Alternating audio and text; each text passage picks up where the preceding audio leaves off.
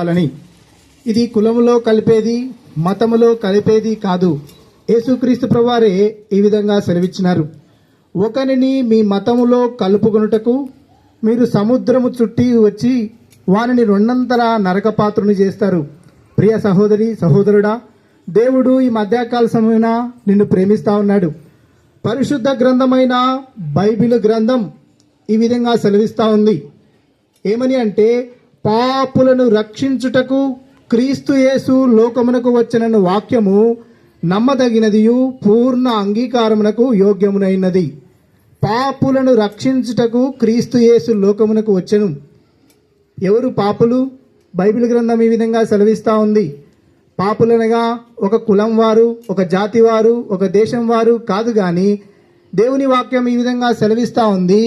ఏ భేదమును లేదు, అందరూ పాపము చేసి దేవుడు అనుగ్రహించే మహిమను పొందలేకపోతున్నారు.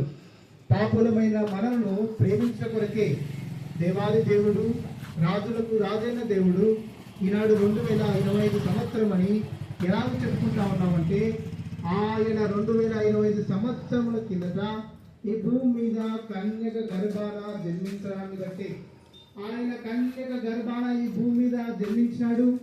మన కొరకు ఈ లోకానికి వచ్చినాడు. బైబిల్ గ్రంథం సెలవిస్తా ఉంది. భూలోకం పాతాళ లోకం అని సెలవిస్తా ఉంది. భూలోకం అనేది మనలో ఎంత ఎంత ఎంత నిజమో, మనం భూలోకంలో ఉన్నామనేది ఎంత నిజమో, అలాగే పాతాళ లోకం అనేది ఉందని బైబిల్ గ్రంథం సెలవిస్తా ఉంది. పరలోకం అనేది ఉందని బైబిల్ గ్రంథం సెలవిస్తా ఉంది.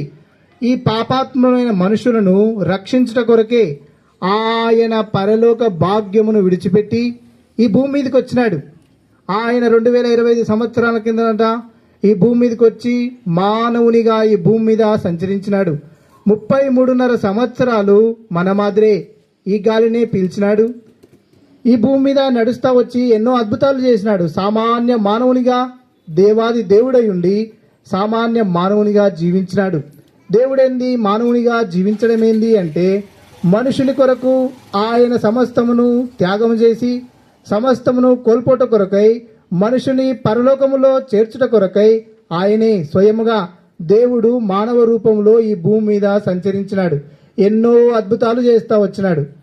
కుంటి వారికి కాళ్ళు ఇచ్చినాడు, గుడ్డి వారికి చూపించినాడు, చెవిటి వారికి చెవులు ఇచ్చినాడు, పక్షవాత రోగులను బాగు చేసినాడు. లెక్కలేని అద్భుతాలు. చనిపోయిన వారిని మాట మాత్రం చేత ఆయన బ్రతికించినాడు. కానీ చనిపోయిన వారిని బ్రతికించిన దేవుడు ఆయన మరణం పొందవలసి వచ్చింది.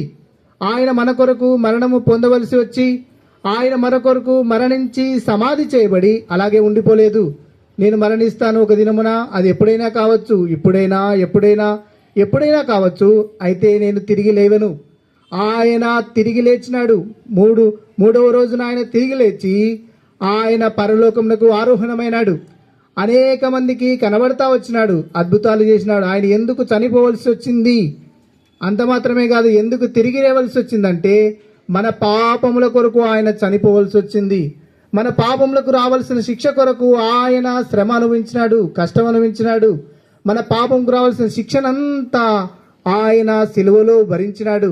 మన కంటికి కనబడని ఆ నరకపు శిక్షను ఆయన సిలువ మ్రానుపై అనుభవించి మనకు విడుదల విమోచన ఇచ్చినాడు. ఎవరైతే తమ పాపములు ఒప్పుకుంటారో వారికి రక్షణ ఉందని బైబిల్ గ్రంథం సెలవిస్తా ఉంది. మనం చేయవలసిందల్లా పరలోకానికి పోవడానికి మన కులంలో చేరేది కాదు, మతంలో చేరేది కాదు, కానీ నీ మనస్సును మార్చుకొనమని, జీవము గల దేవుని వైపు తిరగాలని బైబిల్ గ్రంథం సెలవిస్తా ఉంది. మనం ఒక ఊరికి వెళ్ళాలంటే బస్ ఎక్కాలి, ఛార్జ్ ఇవ్వాలి. ఇప్పుడంటే ఆధార్ కార్డు ఉంది, ఫ్రీగా వెళ్తా ఉన్నారు. అలాగనే రకరకాలుగా పరలోకానికి వెళ్ళాలంటే మనం ఖర్చు పెట్టాల్సిందంతా ఏమీ లేదు. మన హృదయం ఆయనకి ఇడమే. దేవుడు ప్రేమస్వరూపి, పక్షపాతం లేనివాడు. ఆయన కులంతో పని లేదు, మతంతో పని లేదు, జాతితో పని లేదు. ఆయన నిన్ను ప్రేమిస్తా ఉన్నాడు. నిన్ను సృజించిన సృష్టికర్త, అందులో సందేహం లేదు. అందుకే ఆయన పాపుల రక్షకుడుగా, లోకరక్షకుడుగా ఆయన ఈ లోకానికి దిగి వచ్చి నీ కొరకు నా కొరకు ప్రాణం అర్పించి సమాధి చేయబడి తిరిగి లేచినాడు. ఇదిగో నేను మృతుడనైతిని గాని యుగ యుగములకు సజీవుడనై ఉన్నానని సెలవిచ్చినాడు. ఆయన సజీవుడైన దేవుడు. ఈరోజు కూడా ఆయన సజీవుడు. ఎవరైతే ఆయన నామం బట్టి ప్రార్థన చేస్తారో వారికి రక్షణ కలుగుతుందని బైబిల్ గ్రంథం సెలవిస్తూ ఉంది. నీవు చేయవలసింది నీ హృదయంలోకి ఆయన ఆహ్వానించడమే. దేవా, ఒక వ్యక్తి బైబిల్ గ్రంథంలో ఇలాగూ ప్రార్థన చేస్తా వచ్చినాడు, దేవా పాపినైన నన్ను కరుణించుము అన్నాడు. నేను చేయవలసింది కూడా ఆయన కరుణను వేడుకొనమే. దేవా, నా యందు శుద్ధ హృదయము కలగజేయమని ఇంకొక వ్యక్తి చెప్తా వచ్చినాడు. ఇంకో వ్యక్తి అన్నాడు, దేవా నా ముఖము నీ వైపు ఎత్తుకొనుటకు సిగ్గుపడతా ఉన్నానన్నాడు. అంతే, మనము దేవుని దృష్టిలో పాపులము కాబట్టి మన పాపం ఒప్పుకుంటే నీవున్న చోటనే దేవుడు నిన్నే దర్శిస్తాడు. నీ దగ్గరికే ఆయన దర్శించడానికి వస్తాడు. మనము దర్శించడానికి ఎక్కడికో దేవుణ్ణి వెళ్ళాల్సిన అవసరం లేదు. ఆయనే నీ దగ్గరికి దిగి వస్తాడు. ప్రేమగల దేవుడు నీ కొరకు ప్రాణం అర్పించినాడు.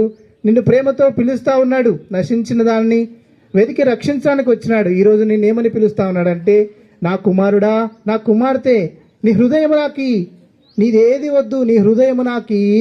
ఈ లోకం విడిచిపెడితే నీవు పరలోకంలో నాతో పాటు ఉంటావు అని ఆయన సెలవిస్తా ఉన్నాడు పరిశుద్ధ గ్రంథమైన బైబిల్ గ్రంథం ద్వారా. అమ్మా, అయ్యా, దేవుడు నిన్ను ప్రేమిస్తా ఉన్నాడనే సత్యము. ఎందుకంటే ప్రతి ఒక్కరికి మరణం వస్తుంది. బైబిల్ గ్రంథం సెలవిస్తా ఉంది, మరణమును చూడక బ్రతుకు నరుడెవడు. ప్రపంచములో ఎంతో మంది ఎన్నో చేసినారు మరణాన్ని తప్పించుకోవాలని. ఎన్ని కోట్ల డబ్బులున్నా, ఎంత పేరు ప్రఖ్యాతున్నా, అది ఏదైనా కానీ మరణము తప్పించుకోలేరు. మరణము రుచి చూడాల్సిందే. అయితే బైబిల్ గ్రంథం సెలవిస్తా ఉంది, రెండవ మరణం ఉంది, అదే నరకము, పాతాళము. ఆ రెండవ మరణం నుంచి నిన్ను తప్పించేది యేసుక్రీస్తు ప్రభువారు మాత్రమే. ఆయనే నీ కొరకు ప్రాణం అర్పించినాడు. నిన్ను పిలుస్తా ఉన్నాడు. నీవు చేయవలసింది నీ హృదయం ఆయనకి ఇవ్వడమే. ప్రభు అయిన యేసుక్రీస్తునందు విశ్వాసం ఉంచుము. అప్పుడు నీవును నీ ఇంటి వారును గొప్ప ఆత్మరక్షణ, పాపక్షమాపణ పొందుదురు. ప్రియులారా, మీరు ఇంకా ఎక్కువ విషయాలు తెలుసుకోవాలనుకుంటే మీకు సమీపంలోనే ఇక్కడే జిఎం ఆఫీస్ ప్రక్కన ఉన్నటువంటి ఆ యొక్క లైన్లో హెబ్రోను ప్రార్థన మందిరం ఉంది. అక్కడ ప్రతి ఆదివారము ఉదయకాలం 10 గంటలకు ఆరాధన జరుగుతూ ఉంటుంది. వారం మధ్యలో కూడా కూడికలు జరుగుతూ ఉంటాయి. మిమ్మల్ని అందరినీ కూడా ప్రేమతో ఆహ్వానిస్తూ ఉన్నాము. దయచేసి రండి, వాక్యం వినండి, ప్రభునందు విశ్వాసం ఉంచండి, ఆధ్యాత్మిక దీవెనలు పొందండి.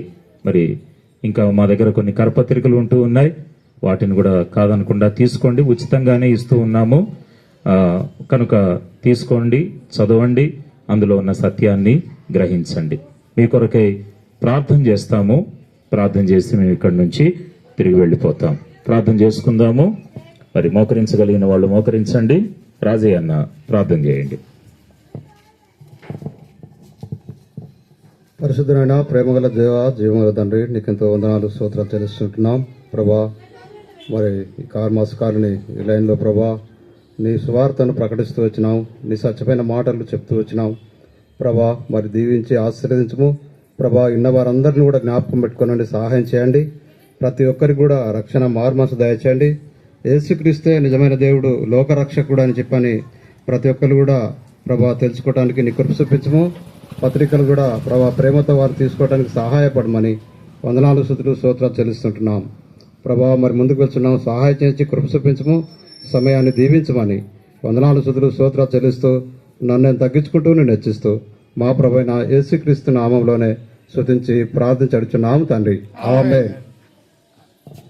బోలియే జిందా ఖుదా